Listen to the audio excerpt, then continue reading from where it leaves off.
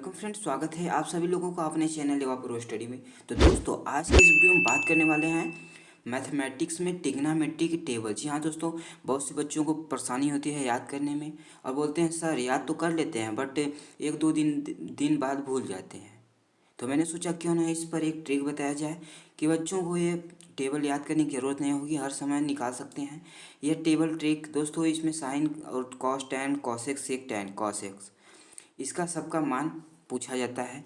तो दोस्तों, ये बोर्ड एग्ज़ाम के लिए और कॉम्पिटिटिव एग्ज़ाम के लिए बहुत मोस्ट इम्पॉर्टेंट है। तो इसलिए वीडियो को एंड तक देखते रहिए। दोस्तों, यदि वीडियो पसंद आए तो दोस्तों के साथ शेयर और ऐसे ही ट्रिकी वीडियो देखने के लिए चैनल को सब्सक्राइब कीजिए, बेल आइकन जरूर प्रेस कीजिए ताकि हमारी हर वीडियो आपके पास तुरंत पहुँचे। तो चलिए दोस्तों, वीडियो को शुरू करते हैं। तो दोस्तों, सबसे पहले आप देख रहे होंगे कि यहाँ पे एंगल है 0 अंश, 30 अंश, 45 अंश, 60 अंश, 90 अंश और sine A cosec tan A cosec sec A cot A. इसका मान हमको निकालना है इतना 90 डिग्री तक। तो दोस्तों, सबसे पहले हम क्या करेंगे, यहाँ पर 0 1 2 3 4 ऐसे लिखेंगे। तो 0 लिख लेते हैं दोस्तों, 0 1 2 3 4। दोस्तों, इतना हो गया।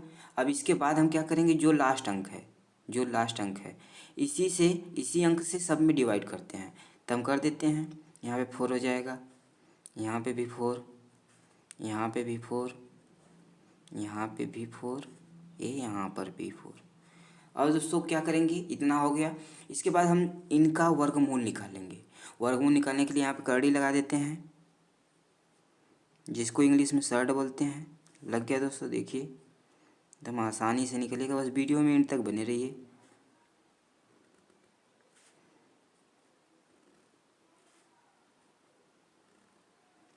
अब दोस्तों, इसका वर्गमूल निकाल लेते हैं।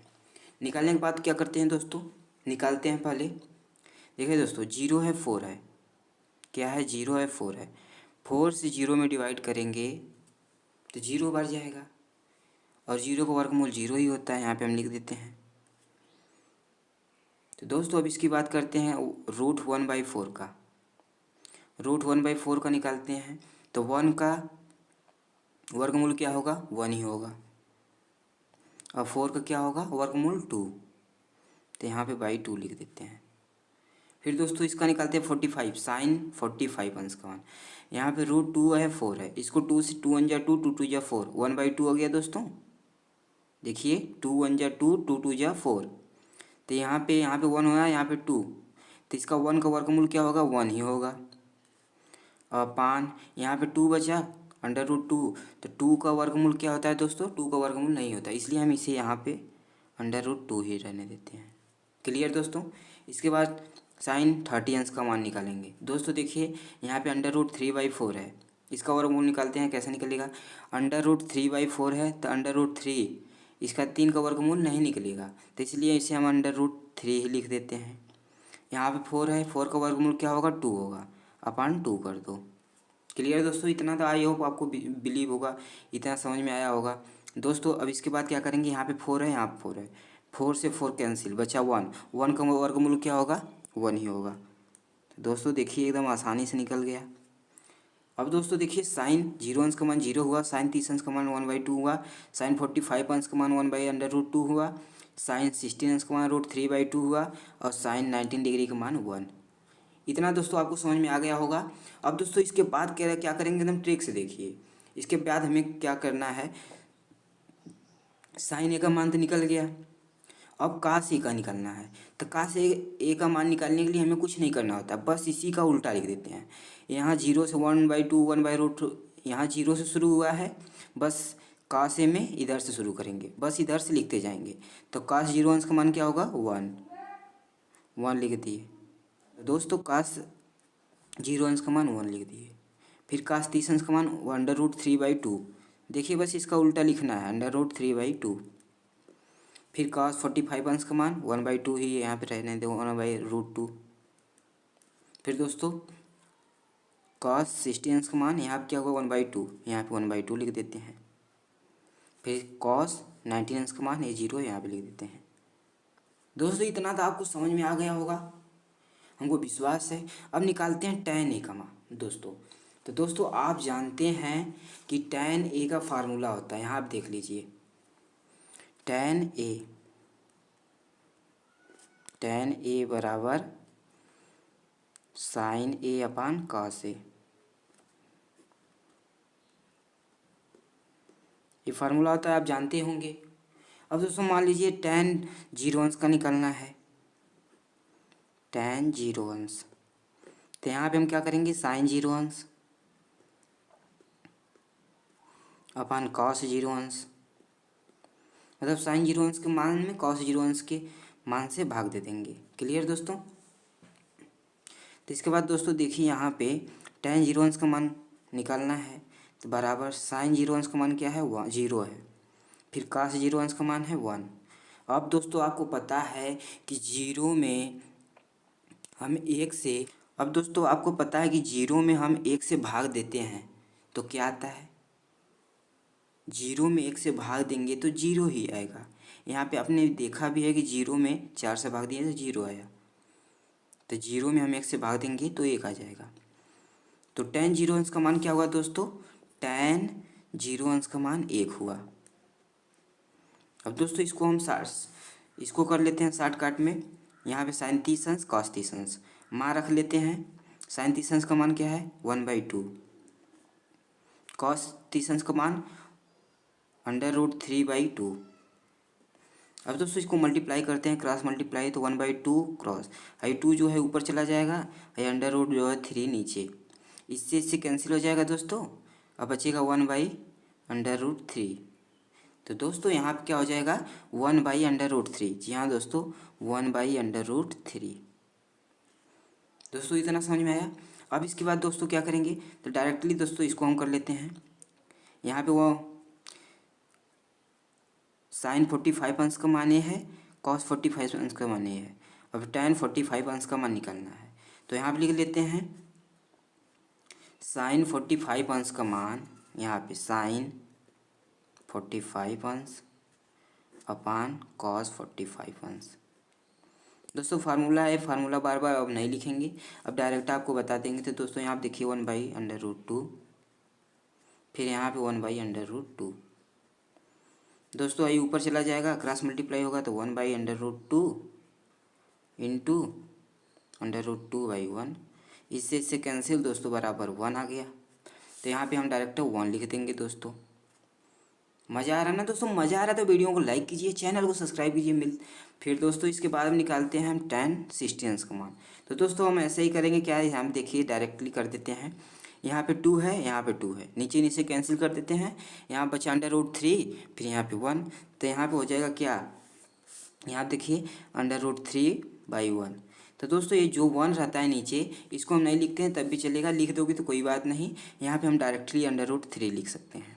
क्लियर दोस्तों, इतना तो आपको समझ में आ गया होगा दोस्तों। अब इसके बाद क्या करेंगे देखिए ध्यान से। अब दोस्तों sin 19 डिग्री का मान 1, cos 19 डिग्री का मान 0 है। अब दोस्तों इसको हम क्या करेंगे, tan 19 डिग्री का मान निकालने के लिए इससे भाग देंगे। तो यहाँ पे 1 में 0 से भाग दोगे तो दोस्तों कितनी बार जाएगा, आपको पता है किसी संख्या में 0 से हम भाग देते हैं तो वो अपरिभाषित है, कितनी बार, अनंत बार जाएगा, इसलिए उसको हम इन्फिनिटिव लिखते हैं। तो यहाँ पे हम डायरेक्टली लिख सकते हैं इन्फिनिटिव।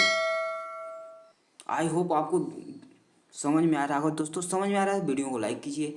फिर दोस्तों अब निकालते हैं cosec a का मान। अब दोस्तों आपको पता है कि sin a का मान, sin a का उल्टा cosec होता है, cos a का मान उल्टा sec होता है, tan a का उल्टा cot a होता है।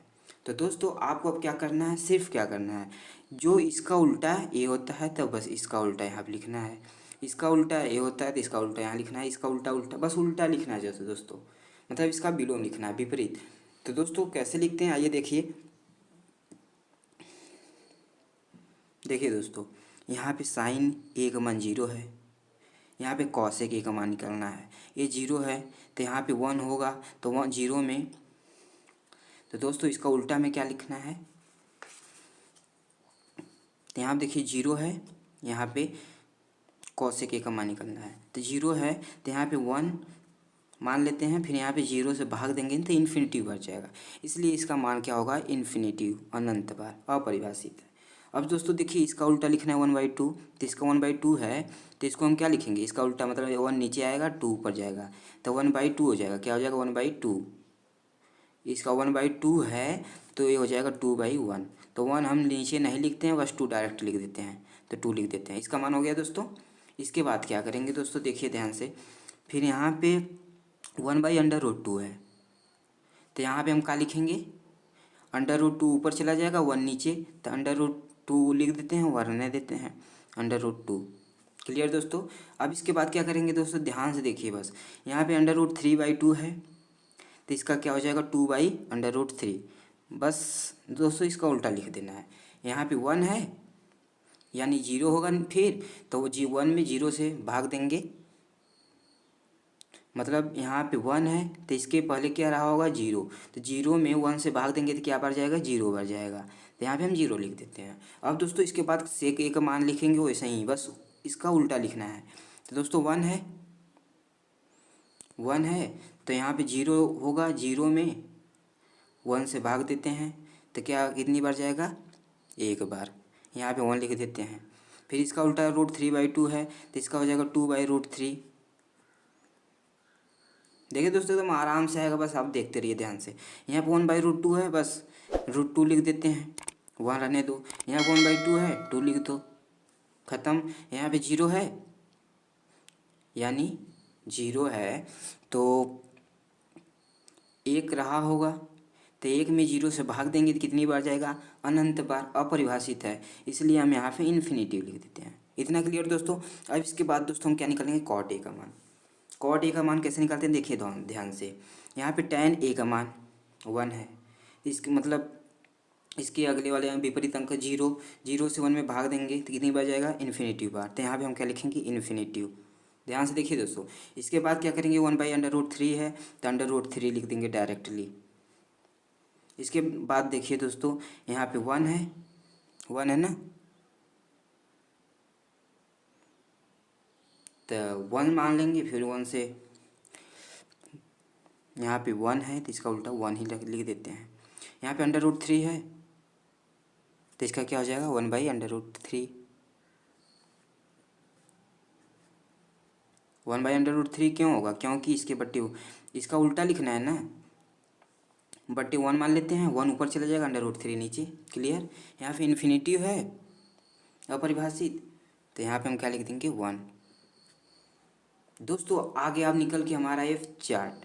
तो दोस्तों आई होप आप लोग समझ चुके होंगे कि ये रटना इसमें कुछ नहीं है, बस यहाँ पे वो इसका वर्गमूल करना है और साइन ए का मान निकल जाएगा। फिर साइन ए का मान निकलने के बाद इसका कॉस ए का इसका उल्टा बस लिखते हैं।